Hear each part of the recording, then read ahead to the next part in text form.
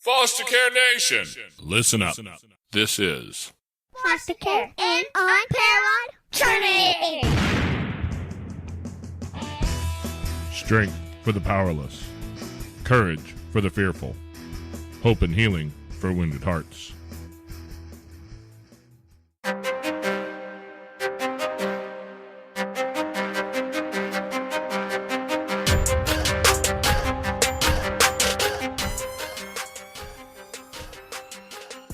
Hello and welcome back to Foster Care, an Unparalleled Journey with Jason. And no Amanda today again. She has to go do all those wonderful motherly things with doctor's appointments and whatnots. And I am the one who has to twist knobs and know how to save files and edit stuff and work with EQs. And so I am here today running solo, except that my wife knows I'm not very smart to run solos. So she made sure that I had a guest to talk to today. Today we've got Shenandoah Chefalo with us. How are you doing today? I'm excellent, Jason. How are you doing? I am doing wonderful. Running around like a chicken with my head cut off, and that means I'm still running around, so I haven't died yet. That's the most important part, right? If you're getting breath into your lungs, you're doing okay. Amen. Because whenever that stops, I don't know if I'm going to know it because I've been doing it so many years. I might just keep going. I don't know. We'll see. None of us knows what happens, right? That's it. So, anybody listen to this, Foster Care, an unparalleled journey. It sounds to me like your journey has not run parallel with a whole lot of other people in this world. Can you tell us a little bit about how you're involved with the foster care system now and how it started, how it all got going for you back in the beginning? Yeah, I mean, I guess, right, with a name like Shenandoah Chefalo, we were sort of talking about this offline a little bit, right? So the first question that everyone asks me is like, how'd you get that name? And so I sort of started joking with people that you're born in the 70s in Southern California. That's how you get a name like Shenandoah Chefalo. And that's all true, right? So I'm a Southern California girl, but really had a nomadic mother, never knew my father until much later in my life, long after my foster care journey. And so had a nomadic mom who suffered from mental illness and drug addiction. And so moved about 50 times, attended 35 schools before the age of 13 when I finally entered foster care. And so, that was a really interesting and harmful and fun experience in childhood. And so I mentioned the fun piece because I think so often our birth stories are neglected, that it's all pain and trauma.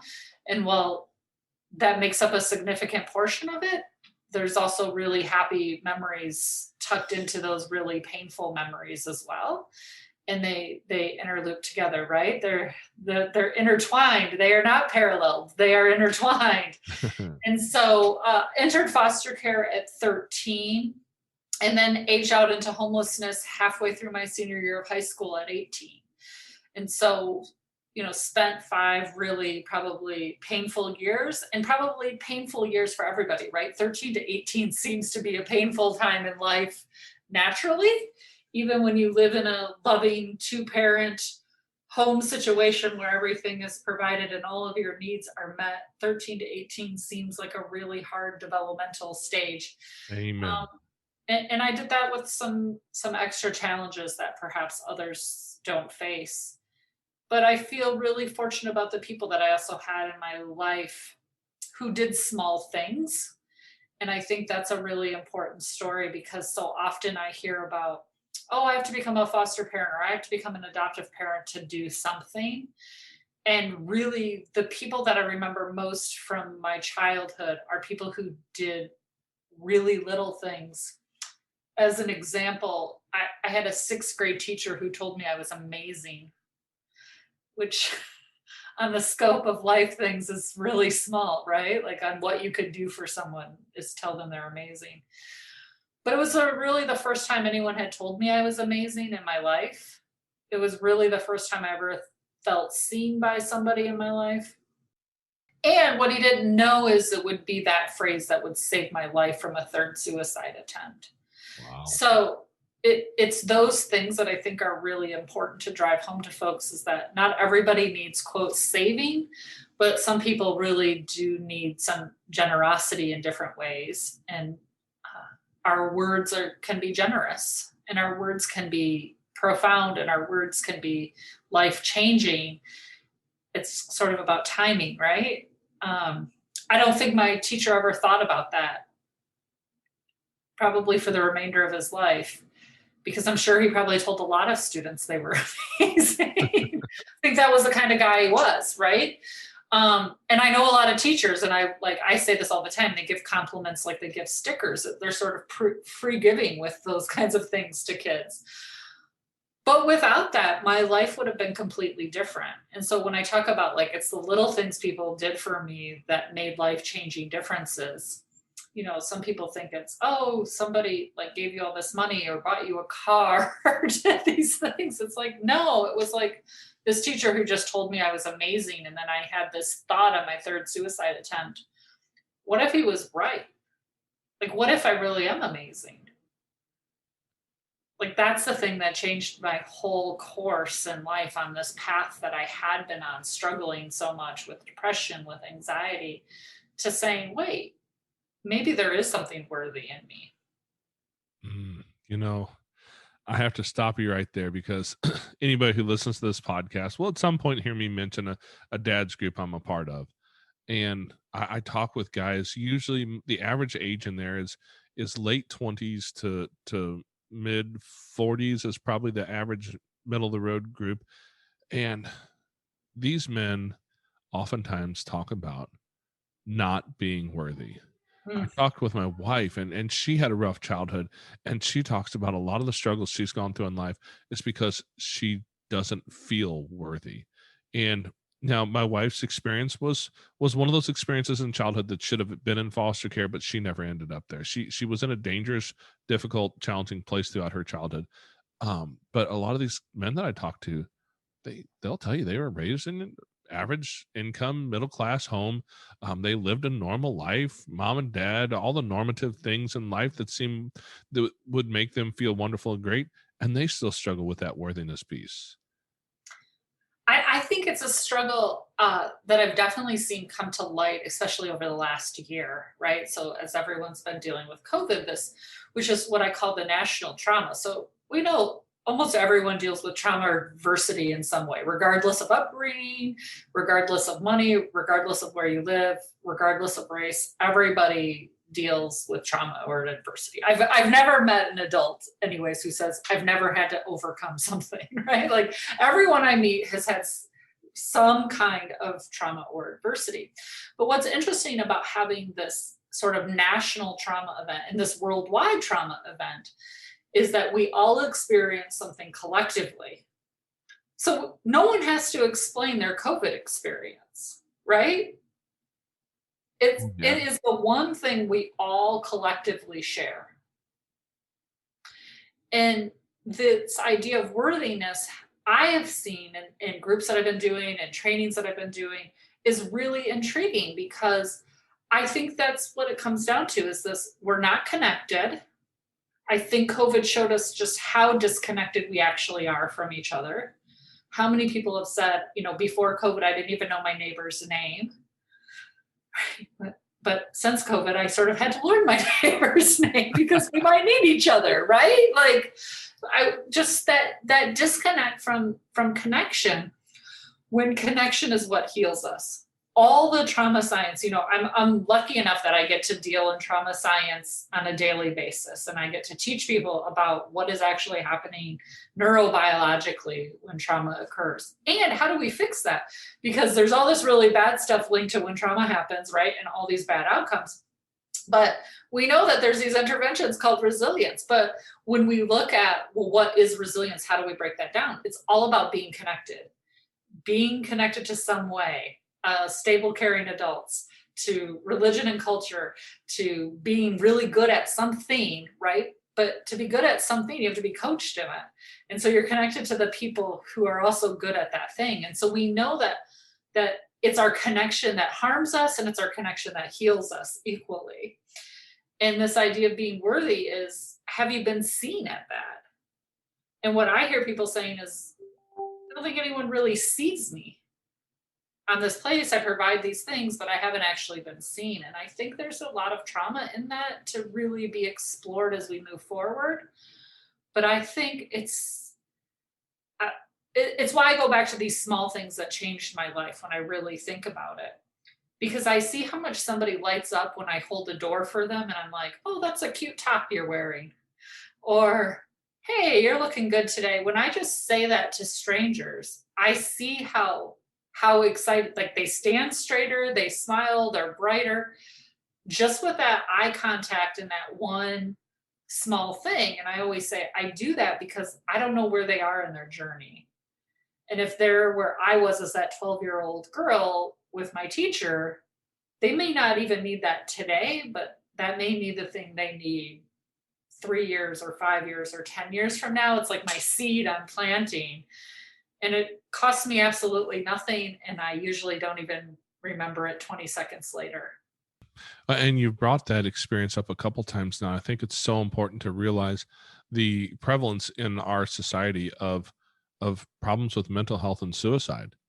That's something that, I mean, my own kids, my two older sons have had their struggles with that because, I mean, let's be honest, it's way more prevalent than most of us know about. We interviewed a while back Frank King. He's a comedian of all things, a comedian who talks about suicide, Yeah. which is amazing. I don't know if you're familiar with Frank or not, but he was one of the writers on the Tonight Show. Okay. I think he worked. I think he worked with Jay Leno, and he spent like 20 years on that program. But he deals with a lot of chronic suicidal ideation, and still today he deals with that. But that's kind of a rare one for people to really experience the chronic suicidal ideation. But man, the number of kids who experience suicidal thoughts, suicidal ideation, and that comes from kids who aren't coming from places of trauma. How much more so is it from a kid who's born believing they're not worthy? They're the reason why their parents did something horrible to them. Well, I mean, I remember having the thoughts that led to it, right? And thinking, if my own mother can't love me, who can? And it wasn't a knock on my biological mother. Like, she just wasn't capable of it. It was, right? For her own mental health reasons. But if your own mother can't love you, then how is anybody else on the planet going to? And to say that I still don't grapple with that question would be a flat out lie. Am I better at managing my response to that question? Yes. But to say that it doesn't creep in when everyone's celebrating their mother on Mother's Day, that's untrue, right? To creep into the thoughts of like why my father didn't do more, of course that creeps in, right? Like you can't help for it not to. Again, I'm just able to better manage it. But I run into folks in the system all the time who say, oh, 4-year-olds and 5-year-olds can't have suicidal ideation. It's completely false. We know. I mean, I just consulted on a case with a 5-year-old girl who ended her life. It's not only possible, but it's happening, and we can't deny it. And we have to make it the norm to talk about it because more people are suffering in silence from mental health than from anything else. I had a young family member who probably 20 something years ago, when they were, I believe the first suicide attempt happened at about 6 or 7 years old. Yeah. And it's real. So what do you do? Because I've had this experience, and this is a tough one for me because of the particular person and all that, and I won't dive off into the details, or I'll ramble on about it for 3 hours. But when you're sitting out on the front porch and you've got that little girl sitting on your lap who's just in tears, saying, "Why doesn't my mom love me enough to take care of me?" What do you say to that little girl who just needs to know that she's worth more than what she's been given? Hey there, Foster Care Nation. We'd like to take a quick minute to step out of the podcast here and ask you guys for a little bit of support. If you could share an episode with people, friends, in a group, with family, anywhere where there's somebody who would like to hear this. Also, if you'd like to join us and support our mission, a couple dollars a month would be really helpful. You can find us on Patreon at patreon.com/fostercarenation. Now back to the show. I think what I finally wrapped my mind around when I say I've learned how to manage that, right, is I think my mom did love me. And I think her mom probably loves her too.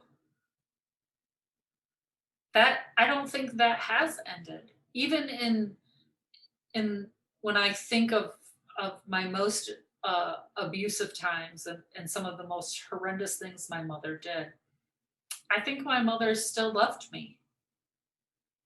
That's the thing, right? It's not an either or. It's not that they either love you in this leave it to beaver way or they don't love you at all. It's sort of this yes and that she loves you and in her current place isn't able to provide you for your day-to-day needs, right? It doesn't have to be an either or. It can be a yes and. She can love you and it's still not safe for you to reside with her. And I say that coming to you in my mid 40s now that I still don't have a relationship with my mother because it's still not safe for me. And I still think my mom probably loves me. I know that I still love my mother, but the way in which that is done and shown is very different than to what everyone considers a traditional nuclear family. Absolutely, because we don't all understand how that whole thing about love languages, right? And a lot of Yeah. people see that in marital relationships, and it's important there. Trust me, it's important. I've been married for 20 years, and it took me a long time to learn that my wife did not necessarily receive love in the way that I was trying to hand it out, and that was a valuable lesson for us. But that works with kids too, and Yeah. with the years we've had probably close to 20 kids who've come through our home, and that's been one of the challenges is that I have to figure out how these kids can receive that, especially from their place of brokenness. And that it's usually the small things. This is what I say to foster parents quite frequently is even if the kid's not going to remain with you, right? Which we could have a whole Jason separate conversation about length of placement stay, right? Like, we could have a Yeah. whole separate tirade on that for 3 hours if you let me. But even if a person walks into your life for 5 minutes because you hold the door at a grocery store, can you have an impact? And the answer is yes. So when sort of the research came out from Harvard about resilience, they said there's 3 ways that you build resilience, right? Scientifically, there's 3 ways. But in typical American fashion, like we heard the first one and we didn't care about the other 2, like even though they said they're all equally important, not one, we're just listing them in this order. And so the first one was a positive, stable adult relationship. And so everyone's like, oh yeah, I've heard that, of course, right? Because that was like, we just took that one and ran with it on a bunch of campaigns. But when I ask people, well, what does that mean? What's a positive adult relationship? That means I have to have a positive, stable adult. I don't know about you, Jason, but I don't know too many stable adults myself, right? Like, Preach. right? So like that means we have to be doing a ton of our own personal work to be positive stables because most of us have had our own traumatic experiences that we're recreating in other relationships that we have. You've been married 20 plus years. I'm almost 25 in September married. Like, so that's right. Like, so there's that. But then tell me about relationship. What does that mean? How many years is a relationship? And so it's really funny when I ask this in training because people are like, well, 2 years, 5 years, right? Like you get all these numbers. And I'm like, that can be 30 seconds. And then people finally have this aha, like, oh, wait, it's just the way we're moving through the world. We right now is like the era of videotaping everyone having a meltdown, right? If anyone is having a meltdown, it's probably going to go viral. I'm so afraid of my next meltdown moment is going to go viral. Lucky my husband isn't a big social media user. So, and I hope it doesn't happen in public, but we never videotape people doing like really amazing things, right? We only videotape people doing really bad things. And there's some positivity that comes out of videotaping the really bad behavior, but like we don't videotape people holding doors for people or giving compliments to people. Why not? Like, can we make that go viral? because I want us to get on that positive, like those interactions, those going through McDonald's and telling the person, the clerk, hey, thanks so much, you're working so hard today, matters more than the 20 minutes of the berating of the customer who yelled at them. Right? So how do we as a society get to this like celebrating, holding people up, and providing positive connection? You know, when I tell you I'm 12 and it was the first time someone saw me, how did a child get from 0 to 12? Right? Don't worry about my parents, but think about all the people I had interacted with in my life from 0 to 12 that didn't take an interest.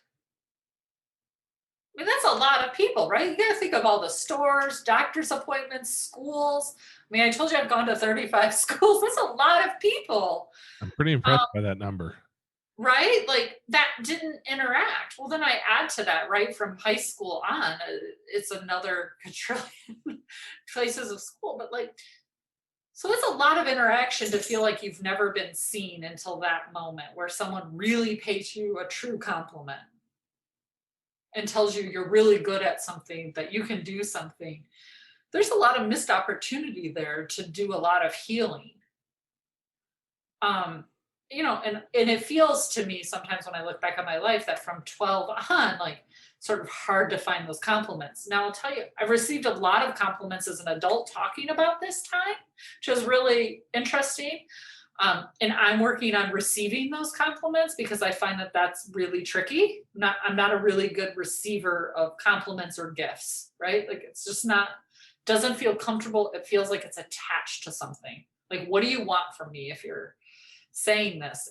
But that's a big piece of this, not having attachment and having attachment disorders growing up, not feeling connected, that I'm always a little leery about like, what do you want from me for this? You know, I'm not even going to hazard a guess at your age because I found out I'm really bad at that. So it sounds like we grew up in the same time frame though. Yeah, I'm 45. Pretty.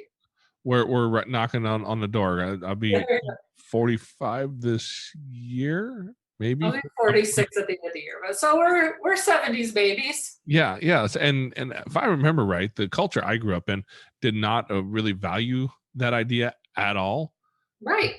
You know, there was no such thing as compliments to kids. My parents were pretty old school, and don't get me wrong, I'm not here to talk bad about my parents. They did the absolute best they could with the world they had to do it in. But the truth is that kids should be seen and not heard was still believed pretty hard back in that time.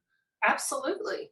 And you know, and I grew up in a healthy home for the most part. You know, I had a decent upbringing, but I grew up in a culture that was a religious culture that had all the reasons why you were wrong were out there on display, and very, very, very few reasons why I was right or doing well. And I can totally relate with what you're saying. That ability to receive compliments has been something that's been really difficult for me, and that in turn makes me not even realize that I don't hand out many compliments. Mm. I've been very intentional with my kids with that, because as I've learned some of those lessons, you know, my little guys have heard more compliments in their life up to this age, you know, at 6 or 7 years old, than I think I've heard in my entire life put together.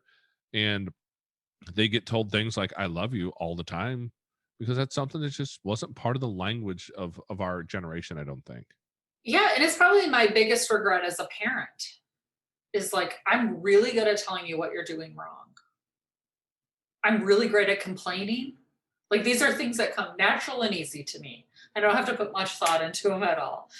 And it's really hard. And I see those effects of my daughter. Now, my daughter's 19 now, but probably maybe around 12 or 13, I became real conscious of what I was doing. Like I started to have, you know, I ran from my own story for a long time. So I was running from my own trauma. Like I literally pretended that didn't happen. My family didn't know I had been in foster care. I was really tucking that stuff pretty far deep, right? Like I could be something else, sort of the make it till you fake it to an extreme. Totally. It's totally me. And like everyone else, you're going to come face to face with that crap sometime or another. Like you're going to deal with it. I don't care if it's in your 30s, your 40s, your 60s. If you're 90 with dementia, you're going to deal with that stuff. And so when I had that, I sort of had that self-awakening of getting myself together. And it was then where I realized that the emotional toll of my childhood was taking on the people around me, not even me, but the people around me, right? The hurt that I was causing because of the pain I was in. And I think that's what I see. When I see people yelling and screaming, I just wonder how much pain they're in. Like, how much pain must you be in to yell at a $7 an hour Walmart clerk? That's a lot of pain to be in. And so when that unhealed pain comes, it of course causes pain to others. It causes pain to those who are seeing it, to the person who's on the receiving end of it. And then that builds up, and then that person's causing pain, right? And so I had this realization that if I wanted people to see me, I had to start seeing others. And that I couldn't be in that old school mentality. Listen, I was, Jason, thrown from a moving vehicle when I was a kid. And I tell this story in my book. And I rolled up to the grass of what would be considered in today's standard a rich white lady. So I was thrown from this vehicle, rolled into the cement up in her grass, and she happened to be out doing some gardening. This is the late 70s, early 80s. And no one ever called the police. Nothing ever happened. My stepfather eventually came back around and literally by my legs pulled me back into the car. And nothing never occurred, right? And so that for me is a big traumatic point for lots of reasons, but it was in my deepest, darkest days, it was a moment of saying, see, nobody cares about me. Right? Because if like that happens, I mean, if you just think about like you went outside to garden today and like some kid rolled into your lawn, I mean, I would hope you would call the police, right? But it was different times, truly, because lots of young kids ask me about this story a lot. They're like, what do you mean the police were called? But it's like, that's just not what we did. It really, truly was a different time in the world. And so you can't apply modern standards to what was happening in 1980s Las Vegas, right? Like it's just not a good idea to do. And so, but that was the thing that I was holding on to, is that I wasn't seeing. Well, how many people was I in contact with that I really wasn't seeing? And sort of before I left my job to do this advocacy work and write a book and start doing training and consulting, I was working in criminal defense work, right? My husband's a criminal defense attorney. I was running a law office. We were dealing with people in criminal trouble. And what I realized in that system is we just don't see people. We see criminals, we see victims, but we actually don't see human beings. And when you really started to see them and ask them questions and talk about that, you found some pretty heart-wrenching things. And it was really those clients who made me come face to face with my own trauma and say, if we want to change that system, we have to change the way in which we're dealing with people to start with. Because they were all broken kids. I mean, every criminal I dealt with had been a broken kid who now by chance did something after the age of 18, and nobody wanted to talk about that unhealed pain. Well, let me ask you this question. I have a friend of mine who talks about the BS of our childhood, and that's the belief systems that we build in our childhood, and they're mostly all BS, right? And so as you experience this, obviously not normal existence for what most people would consider normal, and you Right. built these belief systems about your self-worth and your self-value, what was the catalyst for you that made you go, oh wait, maybe this thing here is not true about me? Hey there, Foster Care Nation. If you'd like to find yourself in a group with like-minded people, head over to Facebook, and you can find us at facebook.com/groups/fostercareuj. We've got a group over there where we talk about foster care, we talk about adoption, and we talk about all the things related. If your podcast player allows it, you can also reach down and hit that subscribe button so you get notified every week when we put up uploads. Every Tuesday, a new episode comes out. We'd love to see you next week. Now back to the show. Yeah, well, I had that recollection several times. I mean, I had what I call the come to Jesus several times, right? because I was lied to about so many things in my childhood. We were running from the police quite frequently. And so it was very, quote, normal that we were trained to lie to police and authorities, even about our names. And so because you grow up that way, you just think that's how everyone grows up. And then there comes this time where you're sitting with friends and they're telling stories, and then you say something about your story and they look at you like you have 12 heads, right? And you're like, what? Because you just think everyone's had that experience. And so as a kid in care, you get those, I think, more frequently than other kids get those because, I grew up, I say this all the time about a normal existence that when I came home from school, if there was cocaine on the coffee room table, a handgun nearby, and my mom was in the back bedroom with some weird guy, my night was safe and easy, and I knew I was safe. That was how I grew up. And so when one of those three things were missing, I would become on edge, right? That's when fight, flight, freeze kicked in because something was going to happen.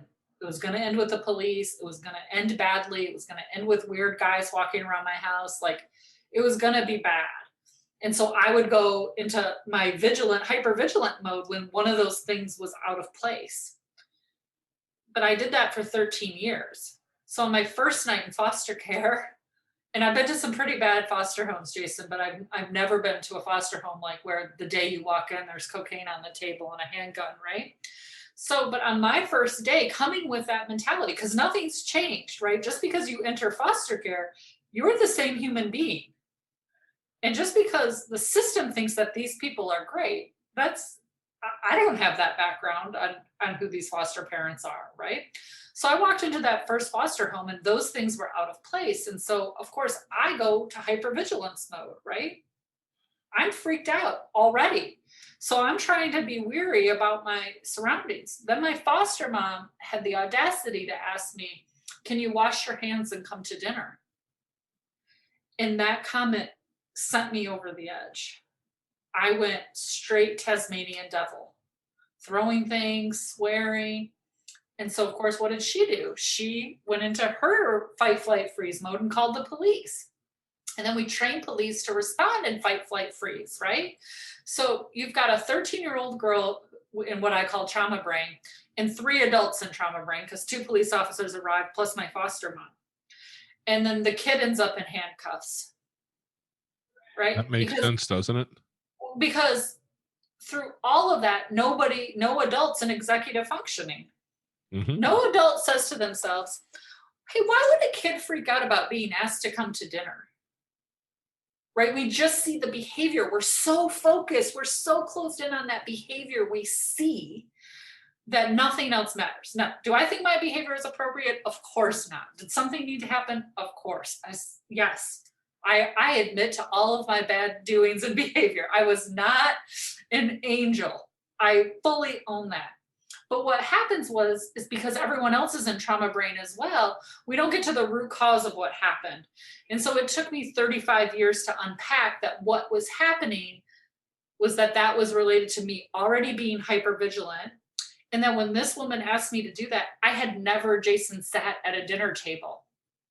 So now you already have me doing this really uncomfortable thing. And now what seems like a normal thing, right? I'm going to ask you to come to dinner for 99.9% of the population feels like a really easy thing. For a kid who at the age of 13 had never sat at a dinner table was the straw that breaks the camel's back, right?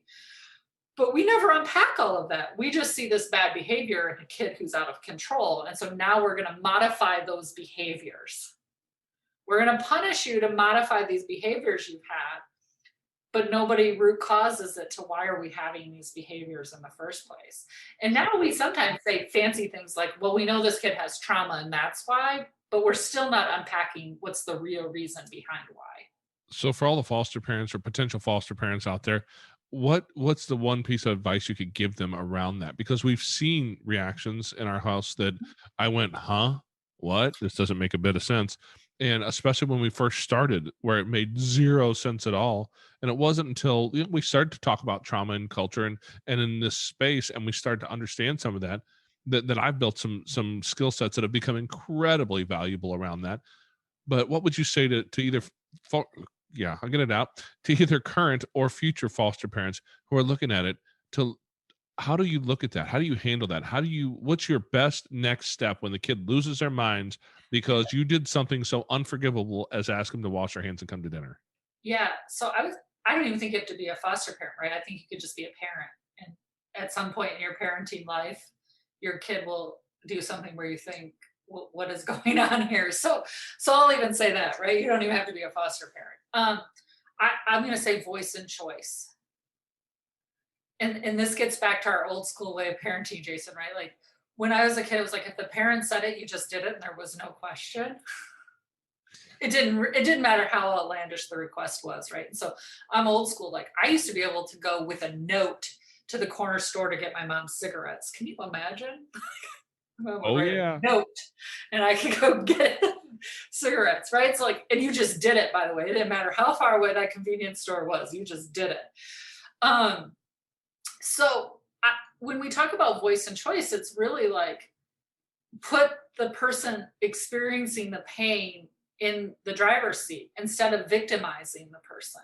What we're really trying to do is move what we typically have. If you think about like the drama triangle, people call it, we sometimes call it the recreation triangle. We have a victim, we have a persecutor, and we have a rescuer. And we usually fit one of those roles. And what we're really trying to do is move victims to drivers, to taking control over their life instead of being victimized. And we're trying to move from persecuting and rescuing to coaching, right? We're trying to coach you to like do better. And so if you really think about old school coaching, it's I don't do it for you, right? If I'm a football coach, I don't throw the winning touchdown pass. I'm just there to try to give you the tools, excuse me, to do it for yourself. And so when we have people in that situation, I mean, how different would it have been if the first thing wasn't that, but it was like, hey, what can we tell you about our family? What would make you more comfortable? What do you usually do? What do you usually have for dinner?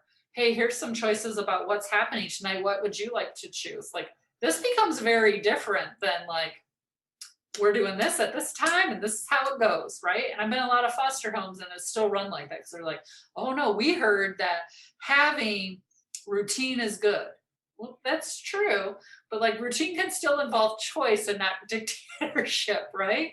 And I see and talk with foster parents all the time, like, this kid will only eat peanut butter and jelly. You got to eat something else. Why? Why you got to eat something else? Yeah. Right? Like, oh yeah. Like, is that the biggest fight you want to have right now? Is that the biggest hurdle? If this kid only ate peanut butter and jelly from now until eternity, could he still be a well-rounded human being, right? Like, is that our biggest obstacle? But I always find it interesting sometimes what foster parents like hone in on. That's the thing driving them crazy with a child when you think about the magnitude of what we're trying to do. And it's usually these little pieces that they can let go of, but they want to control. Well, I think it goes back to a lot of that family of origin issues, even for foster parents, because, for me, it was really easy to come in and when I first had kids, my own kids, it was the iron fist was kind of the way you ruled. My dad was military.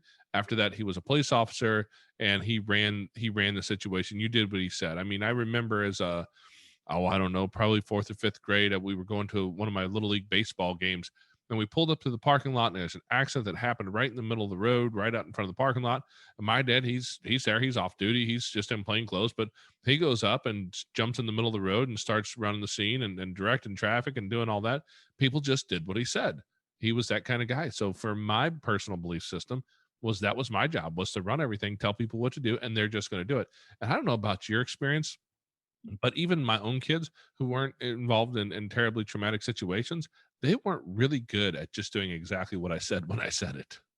Isn't it amazing, right? Like they were just like, no thanks. I don't want to do Something that. must have happened, that there was a defect somewhere along they didn't install that program at the hospital before they sent them home, that they're just supposed to listen. Well, I say just look at how sitcoms changed from the time we were kids to the time your kids were kids. Right? Yeah. The role of the dad changed dramatically on TV in that span of time. So like they're not programmed in the same way, right? So like I'm a kid who was programmed from TV. The first generation of latchkey kids, right? TV raised me. I always wanted like that's what that's what I was looking for, right? When I went into foster care, I thought I was going to get Mr. Drummond. I thought right? The Facts of Life, Punky Brewster, like Webster. All these kids were adopted and not wanted, but that was what they got. So how come I wasn't getting that? And Okay. so when you think about what your kids watched, though, right? The dads were much different. The dads were all dumber. I remember that much. So, like, if the dad is dumber, then how is he going to run anything? And so it's an interesting thing to think about. Like, oh, it's not something like a defect didn't happen. Like, we started programming kids differently with what they're viewing and seeing, is that's what family is. Yeah, and I think you're right. That being that first generation of latchkey kids. I mean, my mom was always a stay-at-home mom until I got up to close to middle school age. So I had that stable family thing going on. But I mean, my gosh, how many kids today have a mom who stays home and a dad who works? And how many kids are raised by not just sitcoms and TV That's now, right. but other kids through the video game platforms and all the social platforms. And I mean, it's almost like we've taken Lord of the Flies and digitized it. Well, and that's why, like, when I hear parents saying, right, just any parent saying that they're struggling or they're having this or that, but like, what's the media your kids consuming?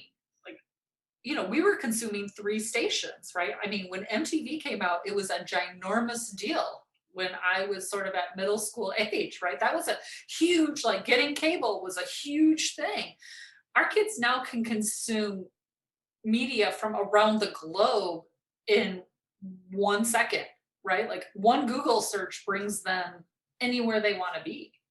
And a lot of the places that they may not really want to be, but our world has gotten really scary because we went from the ability to watch Leave It to Beaver in the afternoons to the ability to pick up a digital device and on the school bus ride home watch violent pornography. Right. Right. Like, I remember boys finding their dad's Playboy magazine, right? Like, it being a big girl, like, to see a girl's breast in a Playboy magazine that they got from their dad, right? And contrast that to what kids have access to today. So it's not, there isn't a defect. It's what we're able to consume and how that's bridging it. So when I talk to kids now and I say, gosh, I had Annie, right, was the first orphan that I knew of. I thought when I went to foster care, I was getting daddy warbucks. You can see what kind of that didn't happen. Like, I joke to audiences all the time, like, I'm still waiting for Daddy Warbucks to adopt me if anyone's willing and able. Adult adoptions are still acceptable. Like, at 46, like, no one's leaving me anything. Right? Like, that's what I had. I had Punky Brewster. I had Webster. I had, here's a twist on the world, right? I had Bill Cosby in the Cosby Show. I grew up with picture pages when Bill Cosby was on Captain Kangaroo with picture pages. Like, I thought that's what we were striving for. And the reason I felt unseen was none of those were representing the experience I was having. So if we can't change like the media that's available for them to consume, we're not going to put that genie back in the bottle, I don't think. So what can we do as far as allowing kids to have some realistic sense of normalcy and hand that to kids? So if we're going to say we can't put that genie back in the bottle, then we also can't parent the same way our parents parented. Even if we think our parents did a really good job, that's not going to work now. And so are we willing to let go of that? And are we willing to do the things that we know works? Are we willing to put devices away for some period of time to be outside in nature, which we know is super healing? Are we willing to physically activate our bodies? When I deal with people, foster parents, primarily working with kids with big trauma histories, it's how much physical activity is the kid getting? It's the first question I ask, because listen, you said you had boys, right? Oh. I say young boys from happy homes are like puppy dogs. If you make them tired, they're good dogs. I thought you were if you coop up your puppy in a crate all day and then think you're going to come home and he's going to want to take a nap on your lap, not so, right? Like that is not going to work. And so I think like young kids are that way too. So physical activity, and do you see your kid, or do you only see what your kid does wrong? And I think this is especially sensitive for foster parents who themselves are sometimes hyper vigilant about bad behavior because they want to nip it in the bud quickly. They want to correct it quickly, right? They don't want, but do you ever celebrate the good stuff the kid's doing? Yeah. Or is it only correcting the bad behaviors? And I know that there's plenty of bad behaviors, but if we're only ever focused on correcting bad behavior, do we ever celebrate the good? And I say this, I call it shifting the paradigm from what's wrong with you, right? So you heard Oprah talk about this for a long time. It's not what's wrong with you, it's what's happened to you. And I actually say we actually have to go further than that. It's also what's happening in present tense, not just what happened in my past, but what's happening right in these moments, and what's strong in me. Because sometimes those really bad things have led to behaviors that could be strength-based if someone would look at it from a different lens. Right? You know, that reminds me of one particular teenager that I had that conversation with a lot, because he has that natural inborn ability to be a leader. People will follow him. Yep.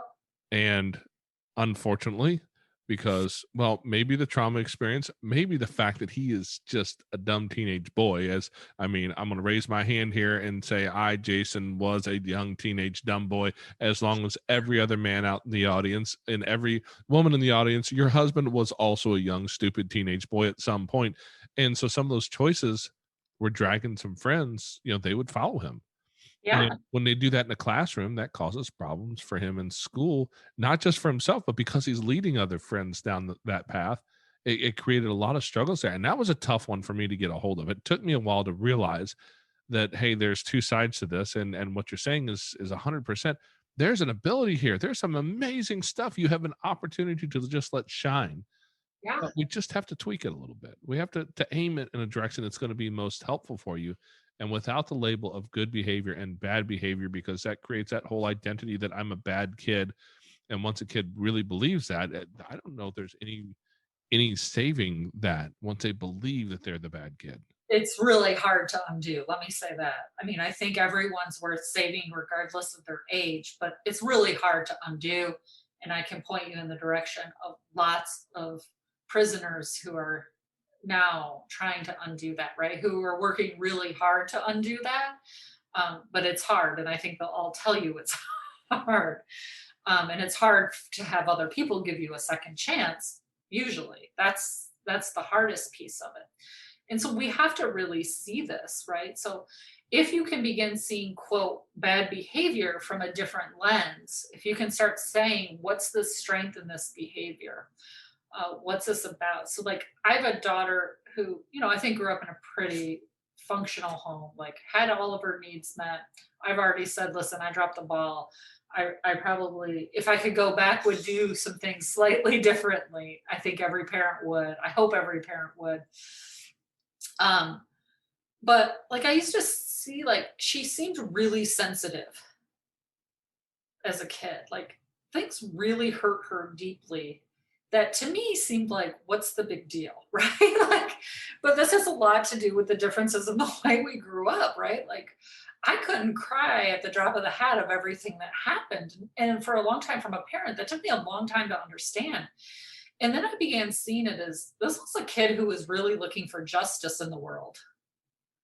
Like, even in a classroom, when like a friend would get in trouble, if she deemed it unfair, if she felt like the rules had been applied unfairly, she took it very personally. And I could never, like, mind your own business. That's got nothing to do with you, because that's how I grew up, right? Like, we don't worry about others. We just focus on ourselves. But when I began seeing that as a kid who was really seeking justice in the world, then I could empathize and support the feelings rather than what I found myself doing, which was trying to invalidate the feeling that she was having. So she would be sensitive about something, and I would say, that's really not a big deal. You need to stop being sensitive, instead of admitting that, like, that's not changing how she feels about it, right? So saying, oh yeah, that feels like an injustice is happening. What can you do about it? And so when I shifted my parenting more into dictatorship and into coach, it was helpful for me, but it was also helpful in our relationship because then I found myself asking questions. Why does it make you so upset? And then she got to explore that. And that's when I saw her blossom instead of constantly cutting her off, that those couldn't be the real feelings because they didn't make sense. You know what you said right there is one of the lessons that I've learned that has made the biggest difference in my parenting. And because our kids come, we have the olders, we have the middles, and we have the littles. So I've had the joy of being able to see the mistakes I've made here, learn with this next group, learn some more. And with the youngest kids, I joke and say they're going to have like professional parents because we messed up so much already. But one of the lessons I learned was to shut the hell up unless you have a good question. And what I mean by good question is I can ask you, why did you do that? And I put all kinds of nasty spin on that ball. You know, they heard Right. you're dumb, you're stupid, you shouldn't have done all those different. But if instead, I have to personally, I have to take the word why almost completely out of anything I'm willing to ask and say, hmm, well, how did you think that was going to help this situation? Did you think that the teacher would actually listen to you? Or why not? And be genuinely curious. And that was the hardest thing, to put aside my own judgments, my own thought process, enough to just genuinely be curious about what they believed. And So, Jason, that is the crux of coaching. This is the crux of what I'm trying to teach parents all the time is like, don't make a statement, bite your tongue, and don't ask a close-ended question. Ask an open-ended question. Be genuinely curious. And any statement can be turned into an open-ended question if you bite your tongue long enough and think hard enough. The instinct will be a statement or a yes no question or a rhetorical question of some sort. But ask that open-ended question. Yeah, what did you think would happen when you did this? What was going on? And what usually comes to light is those root cause issues that I was talking about earlier, right? Like, no, that foster parent doesn't know that first day when I'm there that my normal looks vastly different from everyone else's normal and I'm already in hyper vigilant mode, right? And then asking to come to dinner. But just instead of saying, can you wash your hands and come to dinner? Statement question-ish. It's not really a question, right? But if you say, hey, what's going on for you? What do you think's happening? What's sort of your typical schedule? When you become curious about the other person, when you move from that, this is just what we're gonna do, right? And to being curious about that person, you immediately move them into voice and choice, that empowerment piece we were talking about before. So when your son does something in class and you ask him, he has to process through that, right? He can't be in trauma brain to do that. He has to be in executive functioning. And that's the rewiring of the brain we're looking for. absolutely, you know, one particular kid who taught me way more than I've even figured out at this point. I call him A, but that was his what we called him when he was here. Plus, we want to respect privacy, but A taught me so many things. He was a little guy, right? He was 3, I think, years old when he came to our house. And when he first came over, he was terrified of me. My wife was gone. And for those of you who can't see me, I am not the picture of what every little kid goes. He looks like the most kind, loving individual ever, right? I'm big, I'm brown, I have a big black beard. And even when I'm thinking, when I'm in a happy place, a lot of times my face does not, I forget to turn my face on. And so oftentimes I just have kind of that face that looks like I'm really might be thinking about killing somebody soon. And so that's his first impression of me. And he was terrified. And I realized that for him, the very first thing I ever said to him was, "Hey, buddy, you looking for a cup of water or something? Are you thirsty?" And oh my gosh, like something turned on in his face and he just went like, "Oh yeah," like he was excited about a cup of water. And I was like, "What the heck? You know, this is weird, but all right." So I made him a cup of water, handed him a sippy cup, and we were best friends in the world. What I didn't know was that trauma piece behind all that. His Yeah. mom would give him 1 cup of water a day, his biological mother, would give him 1 cup of water all day if he behaved. He rarely actually behaved well enough to earn that cup of water. And most of the time he didn't have food. He was starved. He was kept without water, and anytime there was any sort of a dirty diaper that she had to handle, that was when the abuse, the physical abuse, would really come out. And he was terrified of these things. And all it took was asking, trying to. I could tell you he was looking around. He was scared. He wanted something, but he wasn't brave enough to ask for it for good reason. And all it took was one question, and for me to sit and talk with him and learn to ask questions in a kind voice and actually listen to what he had to say. It built this relationship there. And I think what you're talking about is where we start to build connection with other humans. If you go to work and talk to your boss the way you talk to your kids, are you going to be employed tomorrow? Because Valid question. And I say you sort of tapped on it here, but I call it the look of love too, right? Because there is something in our polyvagal nervous system about before you even say something, a feeling you get from somebody by just seeing them and the facial expression on their face, right? So if you walk into a room and everyone's in an upbeat mood and smiling, regardless of what happened to you, you instantly feel more up and bubbly. If you walk into a room and everyone's pissed off and yelling and complaining about stuff, you're instantly like, oh, okay, here we go, right? Like it's that look of love because it scientifically, we will mimic what we see on other people. oh yeah, mirror neurons are powerful. They're super Yeah, powerful. And I've often said this because I've dabbled in a number of languages in my life, and we all know at least two. yeah, You've got the language that you learned, your very first language, and then the language they taught you that uses your mouth. But that first language is body language. that's We right. watch a little kid. Our godson comes over, and actually he'll be over here in a couple hours. He'll come over and hang out with us this evening while his parents are at work. And when he wants a bottle, he looks at me and he raises his hands. If I've got a bottle, if he wants to be picked up, he'll stand up and kind of wiggle around to get my attention and stick his hands up and like, open and close his hands. He's telling me what he wants. This That's is right. body language. That facial part is part of it. All of our body language is the things that we learn as little kids to relate to other humans. We understand who they are and whether or not they're safe. And how often do we think about what our body language is saying right now? Yeah, there. I'll challenge some of your listeners. You might even do it with your dad group. But if you just look up the still face experiment, there's quite a few videos where they do it with moms, right? The still face experiment. But there's one in particular that they do with dads that I think is extremely powerful because I think we always put this pressure on moms to be a certain way, and we sort of forget that there's the second parent involved oftentimes, right? Even even if you have two dads or two moms, like it's all the pressure always seems to be on one parent. I'm not sure why, but we love to do that. But the still face is where like they come in and like the dad's playing with the kid and the kid's reacting to them. And then the dad just very quickly looks off and the kid's trying to get their attention, right? It's part of the experiment. The dad's looking off. And it takes about 4 seconds for that baby to go from completely happy to fussy to sometimes even a complete meltdown, right? We're trying, that's what all this about is that connection and that attachment that most kids didn't get. If you're in foster care, your attachment is disrupted, point blank. And that's what we're trying to fix the damage of that disruption.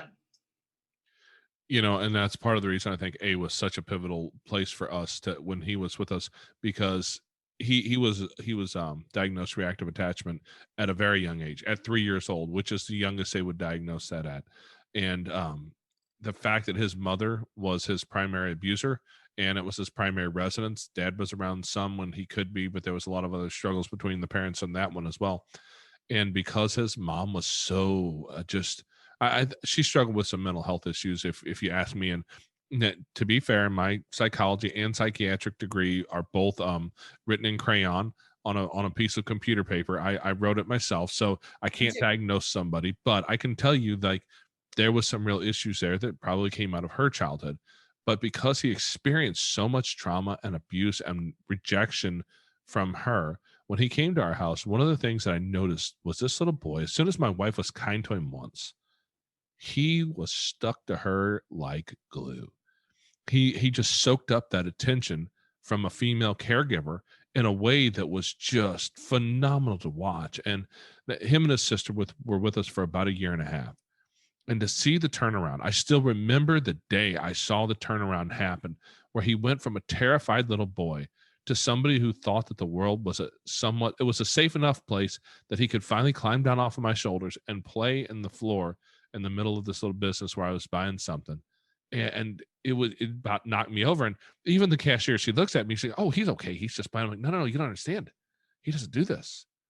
He's terrified of the world. It was a cute little boy. And this gal steps out from behind the counter and kneels down, and she looks at him and she smiles and says, "Hey buddy, how you doing?" And I saw like he froze. You could see the amygdala hit. The fight, flight, or freeze is on the doorstep. And that's the point where he smiled back at her. And it sounds like such an insignificant thing until you know what this kid's been through. And I'm like, holy cow, he's not terrified of you. And again, it's the little thing that turns his life around, right? It's not the big cognitive therapy. It's not EMDR. These things are helpful, but it's this woman who's just like, hey man, treating him like every other kid she sees in her store, right? Yeah. Like, no different for her. She's having the same reaction, and he gets to, for the first time, experience what a genuine interaction with someone can be. And I think the thing for him was timing was perfect, because where he was diagnosed as reactive attachment disorder, I do think that he found that place at the last available moment in typical childhood development to be able to start to create healthy attachments in the world and not believe that all women were out there to hurt him. Yeah. And we don't have any connection with him any longer, but I do stalk a Facebook page once in a while just to see, because to see the smiles, to see him living a life in a world where he is happy and appears to be healthy is so very, very, I mean, it genuinely heals a large part of my wife and I's struggles, because there's so many things that are hard in this. But to be able to see a life change that drastically in a moment from a person who just knelt down and said hi to a cute kid, that was Yeah. what made all the difference in their life. And that's what I try to tell foster parents is like, we have to stop being an instant culture of gratification. So it's like we take a kid in and we sort of want to see that transformation each and every time, right? Like we want to have that moment you had with every kid that we do. And we don't always, as you know. And what I try to say is, but what you are given is a chance to plant a seed. And so can you, in that seed, plant that seed with him about connection, plant that seed with them about worth, plant that seed about what their strengths really are, how this quote negative behavior is really a strength that they can use going forward, because those seeds come back. That's what I had. It was seed planting. It wasn't people who I was in long-term 1.5 year relationships with. It was intervals of 30 seconds, 3 days. I was in classrooms sometimes for less than a day.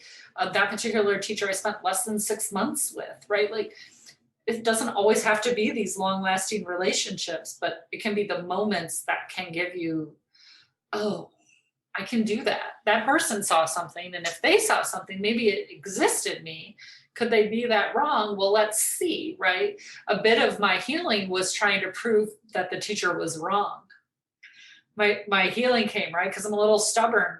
I think that's a quality in a lot of foster kids, is that you learn to survive, right? So you're just like, let me prove you wrong. And so when he said I was awesome, it was like, I bet you're wrong about this. And in my process of doing that, I sort of discovered who I was, right? I'm trying to prove that he got it wrong. That's amazing. I know that your experience is going to reach out and help a lot of people out here today. But I also know that all this knowledge and wisdom that you've built is something that you have put into a book. And I don't want to get out of here without at least talking about it, so that people can go find your stuff and learn more from you. You have Garbage Bag Suitcase is the name of the book, right? Correct. It was sort of I call it my coming out party, because I had been keeping my time and care such a secret. And so I thought, if I could get people intrigued enough into the memoir, maybe they'd stick around for the last couple of chapters and we talk about what do we do about it.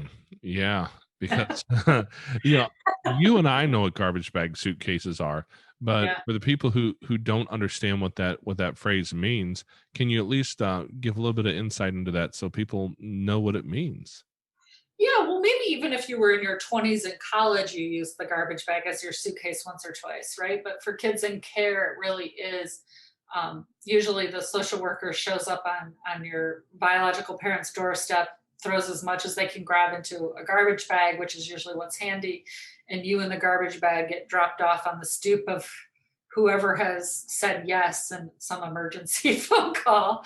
And then when you're removed from there, more times than not, although there's been a big movement since I wrote the book to change this for kids, to give them a proper suitcase to do a proper move. But it used to be that your foster parents would then pack up all your stuff in a new garbage bag and you'd be moved to your next home that way. So oftentimes, in my case, that garbage bag's packed and you're not even there. So And it's my guess that that brand new suitcase does not necessarily make you feel like you're worth a whole lot when everything you own is thrown in a trash bag.